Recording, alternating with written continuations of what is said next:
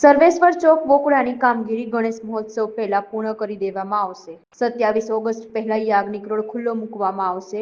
2 વર્ષ પહેલા ગણેશ મહોત્સવ દરમિયાન બોકડો તૂટી ગયો હતો। સર્વેશ્વર ચોક વિકાસની કામગીરી 20 દિવસમાં પૂર્ણ થશે। સ્થળ ઉપર મેયર સહિતના પદાધિકારીઓએ વિઝિટ કરી।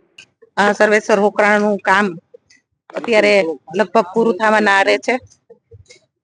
15 થી 20 દિવસનું કામ છે એ તાત્કાલિક ધોરણે પૂરું કરવામાં આવશે, કેમ કે 27 તારીખથી મંગલ ગણપતિ મહોત્સવની પણ જોરદાર તૈયારી કરવાની થતી હોય અને અહીંયા સર્વેશ્વર ચોકના ગણપતિ પણ બેસતા હોય ત્યારે સર્વેશ્વર ચોકની અંદર જે દુર્ઘટના બની હતી એ દુર્ઘટનાને કામ અત્યારે હોકળાનું છે એ લગભગ પૂરું થવાના આરે છે।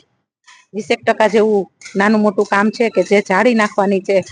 રાજકોટનો સૌથી મોટો હોકળો અહીંથી નીકળતો હોય એટલે સ્વાભાવિકપણે ભવિષ્યની અંદર પાછી કઈ દુર્ઘટના ન બને તેના માટે થઈને જે ક્યાંય જાળી નાખવાની હોય, પતરા નાખવાના થતા હોય તો 20 દિવસનું કામ બાકી છે એ તાત્કાલિક ધોરણે રાત દિવસ એક કરી અને પૂરું કરવામાં આવશે। આમ જોઈએ તો મુલાકાત દરમિયાન નાની મોટી જે ત્રુટી રહી ગઈ હોય અને અમારા નજરમાં જે ક્યાંય આવી છે એ અધિકારીઓને અને એજન્સીને સૂચના આપી દીધી છે કે આટલા કામ તાત્કાલિક ધોરણે કરો કે ભવિષ્યની અંદર ક્યાંય આ દુર્ઘટના ન બને। 20 દિવસની આસપાસ યાજ્ઞિક રોડ છે ખુલ્લો થઈ જશે।